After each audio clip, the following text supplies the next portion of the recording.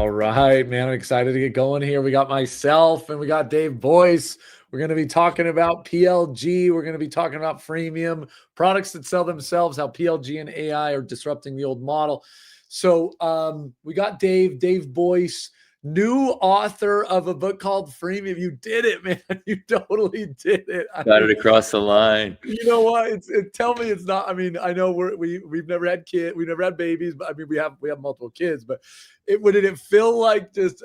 I mean, it must have been a process to get that book done, right? It's just like birthing everyone says it. Everyone says it, and so we both went to college. You remember staying up late to do a paper at the end of a semester and kind of like pushing, and maybe it takes more time than you thought, and so you're going to bed at 4 a.m. instead of you thought you'd be done by 10 p.m. in order to go out with your friends, and no, it took you till 4 a.m. So just take that and multiply it by like, I don't know, 200, because you do that like over and over and over, like multiple times on each chapter, and you got 15 chapters. So if you like that, then write a book. And I actually kind of do like that, so it was actually good. Yeah, I mean, but when would you say of length? Like, how long did this take to do? I mean, you've been Yeah. This has been it's been a year or two, right? I mean, this is a while. 3.5. Oh my goodness. 3.5. Yeah. Oh my goodness. Yeah. Took a while, tested some concepts, did some research, talked to people, put some stuff out on LinkedIn, met some experts. And then, I released some blogs, as like just kind of like testing.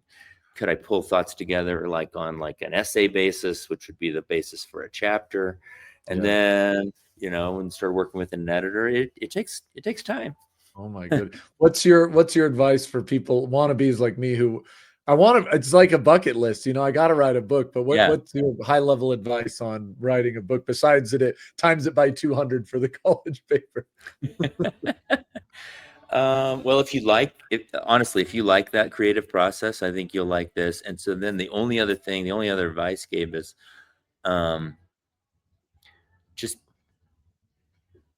I don't even know. I don't know if this is even good advice. For me, I had to wait until I had some space in my life and I could commit to it, to finish it. I know a lot of people who will get, half of a book written, 3/4 of a book written, an entire book written, but they can't go back and do revisions, and then they get stuck. And then, so if you can actually commit to finishing, then I say start. Like, just do it. Just start it. Yeah.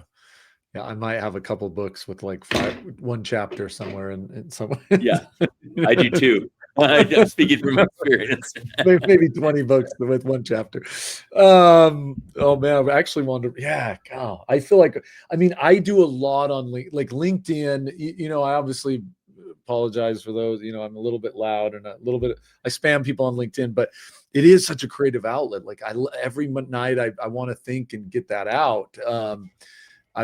When it really turns into like a book and bringing it all together, it gets intimidating fairly quickly. So I think I know several authors who use LinkedIn as testing ground for kind of ideas.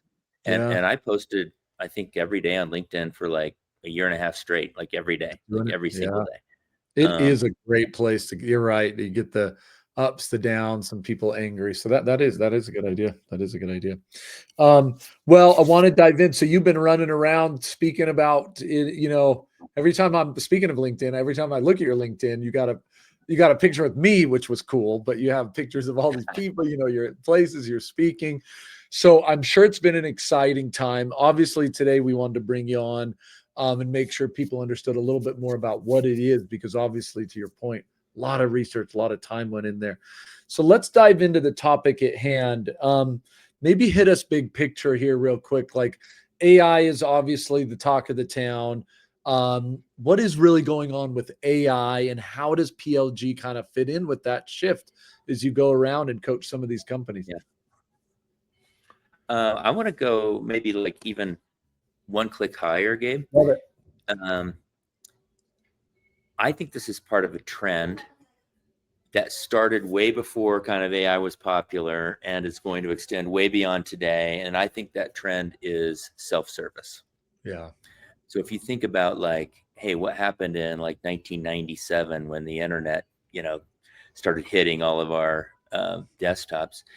E-commerce, right? So now all of a sudden retail is not a facilitated transaction anymore. I mean, I know there were catalogs, mail order catalogs before, but e-commerce like brought self-service right to the forefront. And then the cloud made it easier to kind of push services, not just products, into kind of a, Sure. it made it more, and then mobile pushed it to kind of every dark corner of the world, like this ability that I could just get services and products like right here. Yeah. PLG, product led growth, is a part of that trend. Let's make it Mm, simpler and simpler and simpler to buy and achieve impact with solutions, you know, like in the early days, Dropbox, DocuSign, kind of the 100%. OGs of Yep. PLG. Yeah. And now AI is just making it even easier to be Yeah. self-service in terms of like how I want to access impact in my life. Yeah. Yeah. Wow. Interesting. Yeah. Cause you've kind of seen that trend. So you even back it up further. It isn't just PLG. It is kind of a self-service movement that, started way back when, and it's only getting easier as we go forward. Do you feel like, when people ask you, is it a must? Like, Dave, do I have to be self-service? I mean, are companies doing it? I think the way you've sometimes framed that to me is I think people misunderstand the self-service concept. Like, it doesn't just have to be a free trial on your website. There's something about self-service that it's just making your product easier across the board to upsell, to engage with, Yeah. to use, etc. How I'm Yeah. stealing your thunder, but how do you typically respond to that idea that, oh man, you're talking about the 1% who can build a self-service model? It's not true. It's kind of a movement. Yeah. Well, when you change the phrasing to ease, Yeah. then yes, it's a must. It's absolutely 100% a must. Like just think about um, your own life as a consumer. Yeah. You go to a website and you have a problem that you want to solve, and website A says, schedule some time with a rep so that we can show you a demo, so that we can figure out if this would be the right. Like, website B says, try it now. Yeah. 10 times out of 10, you're going to do website B. Even if you're willing to schedule that demo, you're still going to do website B. And if Yeah. website B can kind of like get impact to you before you kind of lose interest and you're off to the races, you'll cancel your appointment with website A. So just ease of Totally. use, streamlining the journey to impact is absolutely a must. Whether that's through a free trial, whether that's through a free version, doesn't matter. To your point, unless one of your competitors are doing it, and then it does matter, because as Yeah. soon as there's somebody in your space that's making it easier to do business, the water's going to start flowing towards that. Yeah. Yeah, I wonder if there will be an emergence. I mean, we were just playing around with the old form, and I can't believe we still have a form, like a form into Right. a demo. It's bonker. I'm getting older, but geez, how is that possible that but the thing that I don't feel like we've been able to find that I think that might be an interesting combo, and I'm just throwing this random idea out because it's really on my brain, is, how do you bring the best of those two worlds together? Because there is the challenge, I think sometimes some of us have found. I'm not really a builder. I want to get into build versus buy in just a second, but I find myself sometimes getting into trials and getting turned off very quickly, even just because I'm just not that smart when it comes to tech. But, how do you merge that where it's like you offer an experience with the product that maybe very quickly, or even brings in a person, fairly quickly, where it's like, how do you, and I know, look, there's pop-ups in products and there's app queues, and I get that, but that's not like, how do you merge get a demo with Yeah. the sales rep and like the experience? I wonder if we'll get there sooner. Cause for me, that would be ideal. Like, I actually want to talk. I miss the old phone number on the website where you can just call and talk to someone. I want now, but I want the product as well. So merge them together to get me that, So here's what we need to It's just a deliver for random thought. you. And It's I just a think, random idea. no, totally get it. So take that self-service thing one step further, and you're like, dude, it's not one size fits all. Like, what if I don't want to stare in front, stare into an instruction screen and Yeah. go step 1, step 2, Yeah. step 3. What if That's right. so great. I hate that. I think what we yeah, I think what we need to do is provide choice. And the person who really articulated Mm, this for me the best is he's currently the chief customer officer at Canva. He was previously the CMO at HubSpot, and this is where he was articulating this vision to me. He didn't get all the way across the line at HubSpot. He's now mm, implementing this strategy at Canva. He says, let the customer choose. Like when the I like customer wants to talk to a robot, let her talk to a robot. When the that. customer wants to talk to a human, let her talk to a human. When the customer wants to just get her hands on the product and get started, let her do that. And there are situations where that's all true. Like I'll talk to a robot at 11:30 at night if that's my I know. option, and Yeah. have that Yeah. robot speak my language. Maybe I speak Mm. Farsi, and maybe I have some embarrassing questions. Like that's actually more helpful than talking to a human who might make me feel Oh, dumb I about. like that. I like that. I might just do that. That's the best thing about working more with startups is you lose some of that red tape. And yeah, I'm just gonna change that demo. I'm gonna do that this weekend. You're right. Pop in there, and you want to go self-serve. You want to do a blended version where an agentic agent maybe walks you through something, or do you want to just actually do the demo? I like that. I like that. Yeah. What do you think of this buy versus build stuff that's kind of going on? I mean, obviously, self-service moves towards what we were just saying, like you are empowered as a builder to kind of interact. And there's these tools, these makes, these N8Ns that are building kind of agentic flows and allowing people to, do things like Minecraft, like Minecraft for enterprise type things. But how do you see this playing out? I mean, I went a little deeper into make, and I did kind of get to a place where I was like, you know what? There's going to be builders, and maybe we're going to emerge, and there'll be a whole generation of enterprise builders. But I definitely walked away feeling like no enterprise CIO is going to allow all these builders to just walk around their company and hook to Salesforce and do whatever the hell they want, type of thing. So I'm Yeah. like, there's going to be buyers as well. How do you see this buy versus build and the ease and the freemium model kind of playing out here with AI in particular? So I want to buy an AI tool, or I want to deploy AI against some process in my business. Do I buy an agent that's pre-configured to do that job, or do I build one? That's the Yeah. question, right? Well, it was Okay. really long, but thank you for summarizing. Yeah. Yeah. Well, the first thing that you can't do, in my opinion, is outsource your strategy to an AI vendor. Mm, I do mm. not think you can do that. And a And lot of well, people and want to do that. none of them seem to have that. I think somebody was debating the other day, like so many AI vendors are immature and young that they are bringing tools. Yeah, They're not bringing. Back in the day, Marketo had an opinion, or SaaS companies had right. an opinion. There's no opinions. It's Exactly. just like here's a tool. Exactly. So you really can't do that Capabilities. now. Exactly.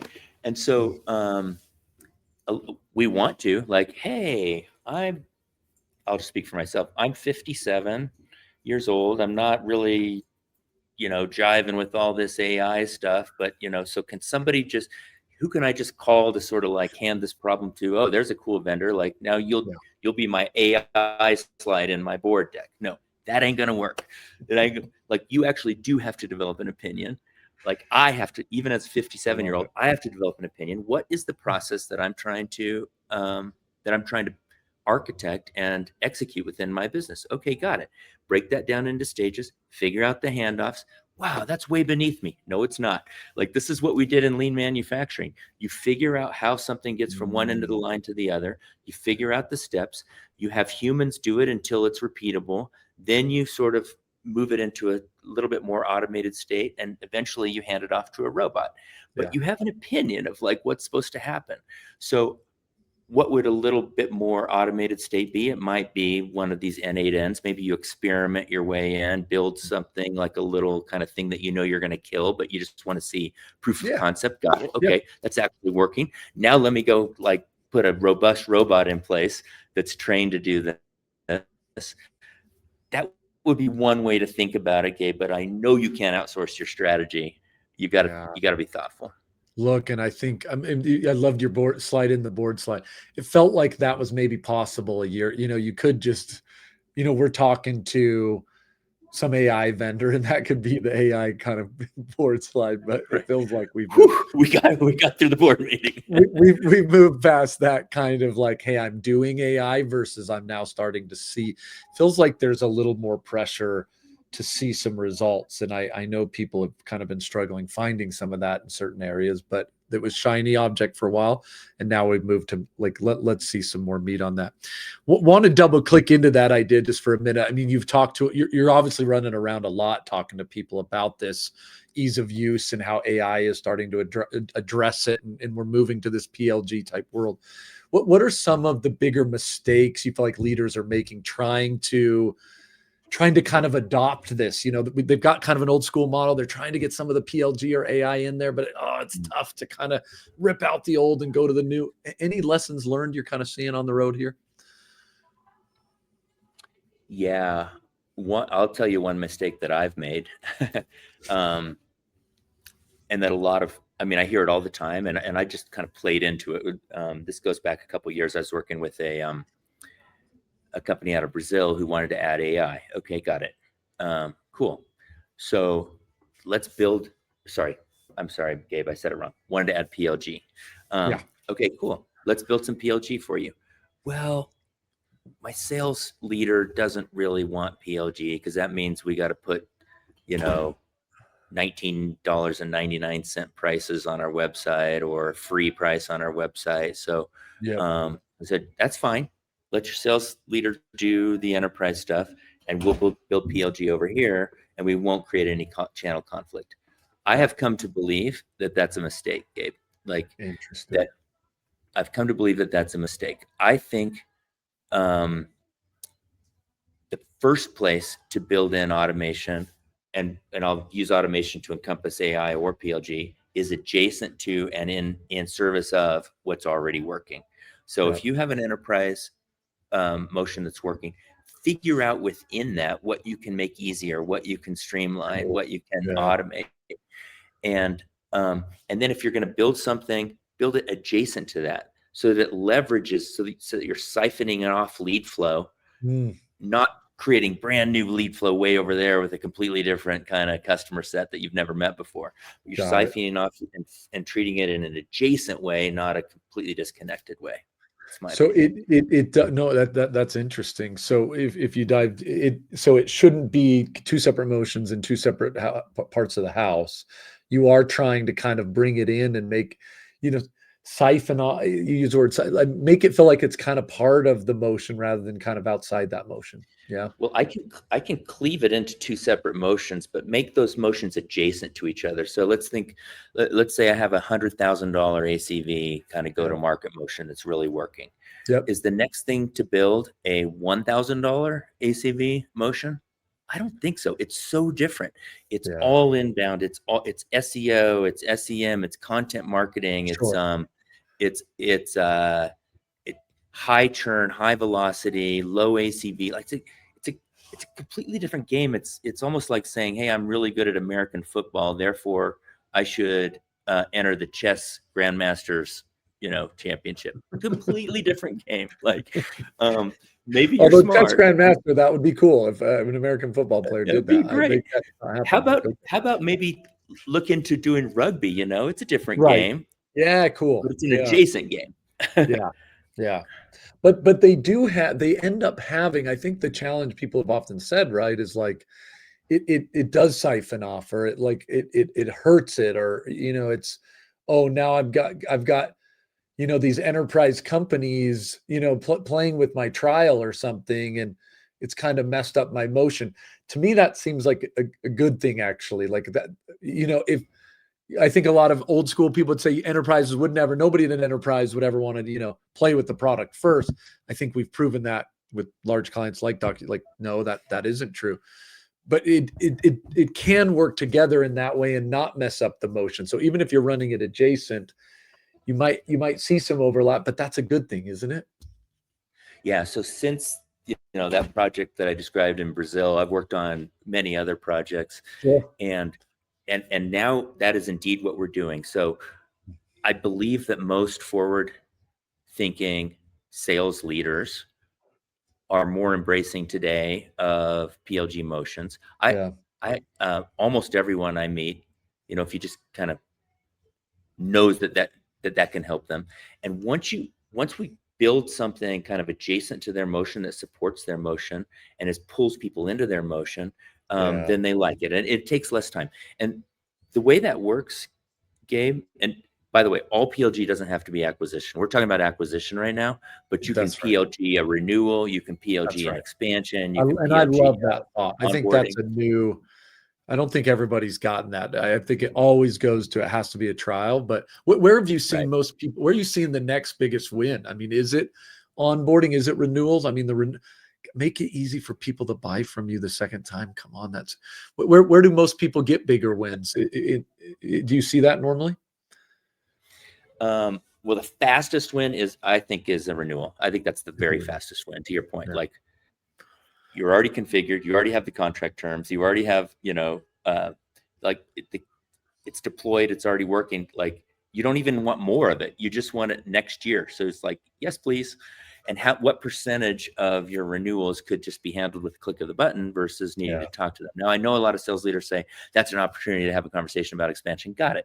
But not for Mm, 100% of your customers. Some of your mm, customers are already tapped out in terms of white space, and they're perfectly happy. And I don't need to like force a conversation. I can just send them on their happy way. And then that way I have bandwidth to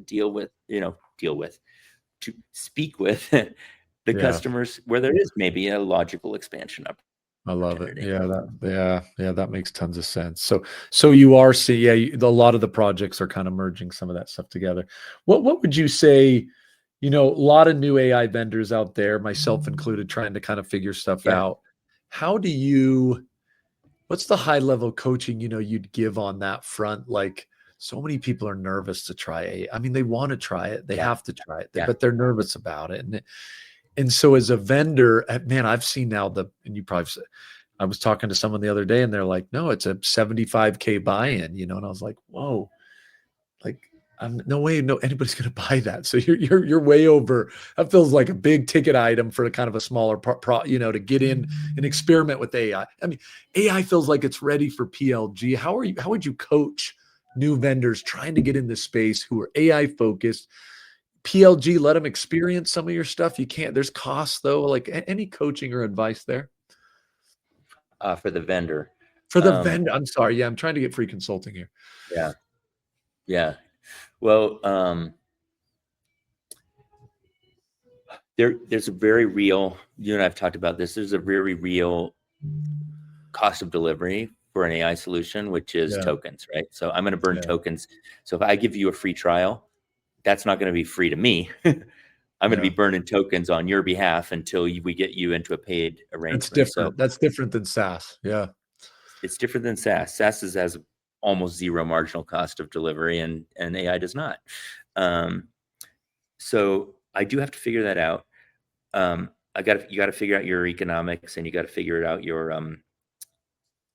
kind of assumed conversion rates, et cetera. But here's the first thing, and this is in the book too.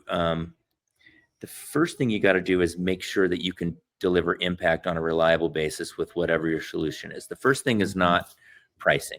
The first thing is repeatable impact delivery. So yeah, whatever you're going to launch out there, you've got a hypothesis about your end user or your customer, their job to be done, and how your solution is going to deliver impact.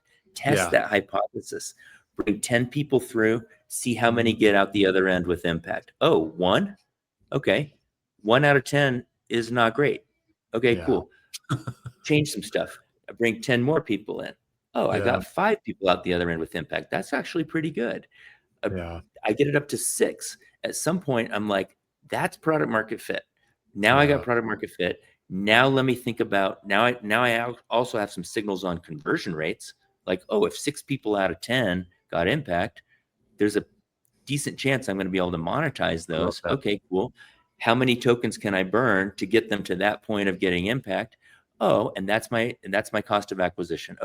Okay, got it. So I love now I'm going to spend $1.20 or $11 or whatever it $100 is. to Yeah, get somebody to impact. And on a 6 out of 10 kind of basis, they're going to monetize into my paid project. Okay, I can Mm, make that pencil out, and now I'll just go start turning the crank on it. yeah, yeah. I mean, the impact. That's right. That is right. I mean, the challenge is there's so many shiny objects and a lot aren't doing any impact. And so the question is what drives impact and your costs associated with that. That's the right way to think about it. What is you, and we can wrap here in just a minute, but a few more questions for you. Is you kind of think about the AI changing the landscape of work and how it fits in with some of these newer age models. Where are you seeing, you've kind of talked about jobs and tasks being replaced more than entire roles. Like, what, how are you seeing the structure change in some of these businesses as they move towards this AI PLG kind of first motion? So I like the idea of breaking it down, breaking a role down into tasks, and you can Yeah, even think about that as, like we were talking about, like a production line in a factory. Like, okay, so I've got certain tasks that I do throughout my day in order to accomplish an overall job. Got it. So am yeah. I going to replace that whole human with AI? Oh, I don't know. You got a bipedal kind of animatronic, super cognitive, super nuanced robot ready to go? Like, probably not. Okay. All right. But do you have something that can do a task? Mm, Maybe so. So, like, maybe there's one thing that I do the same way every day that I really don't need to be spending my brain cycles on. yeah. Um, so that's where I want to look in lean manufacturing. Gabe, there's a real there's a saying. I think you'll remember this. I've remembered it ever since I heard it. As they're innovating on kind of trying to streamline a manufacturing process, there's a saying: don't bolt down what you can't tape down, and don't tape down what you can't hold down. So what they're saying is, like, hold something in place until you're convinced that that's going to be the right way, and Yeah. then tape it down and step away and see if it's going to keep flowing. And as soon as you're convinced of that, then bolt it down. So I Mm, can actually experiment my way into this. I can outsource one little task to maybe a bespoke solution like we were talking sure. about. Then maybe I can hand it off to a real robot, and then eventually I'm going to have outsourced 3 or 4 adjacent tasks. And at some point, I don't know, does it approach replacing a role? Maybe so, but I don't have to do it Mm, all at once. I love it. Yeah, man. Look, yeah, that I don't know if I remember that from the old, bolt tape bolt analogy. It's a good one, and it feels like what's needed with AI because yeah, you've got to kind of do this crawl, walk, run. It's just the best way to do it, and Yeah. then you figure out Yeah. where you want to go. All right, as we wrap here, go back big picture with me for a minute. I mean, a lot of companies wanting to jump into this journey, this kind of PLG AI stuff, and um, a lot of noise in the market, a lot of stuff going on.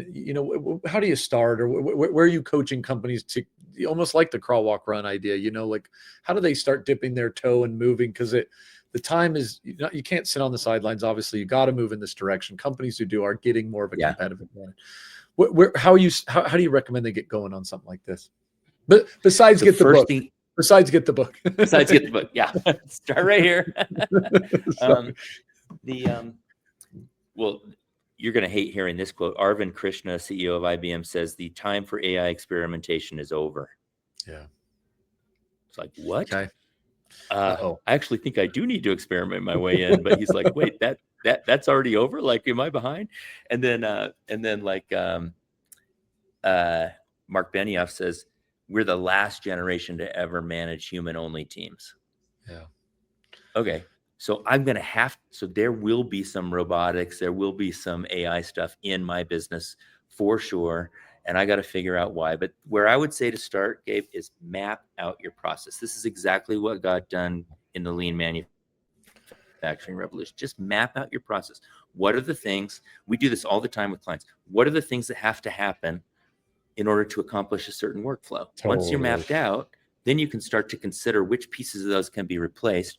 And you can take, sorry, Arvind, you can take an experimental mindset Here. as you do Yeah. that, figure out what works, hold it down, tape it down, bolt it down, and then move on to the next one. Hold it down, tape it down, bolt it down, then move on to the next one. Yeah. Yeah. I love it. All right. All right. Well, hey, Dave, I appreciate it. Great to have you on. If someone wants to get the book or learn a little bit more about this, what's the best way to do that? Amazon's the super easiest, but wherever you are, if you're not in the United States, it's at Waterstones and bookshop.org. And it basically, because I went with a traditional publisher, you can get it pretty much anywhere, Target, Barnes & Noble, wherever you like to buy books. It's also available on Kindle. Audiobook, I get that question all the time, is not out yet. And so you got to start with either the print or the Kindle. I love it. Awesome, man. Well, again, appreciate you jumping on. Awesome book. Grab it for everybody. Have a fantastic day.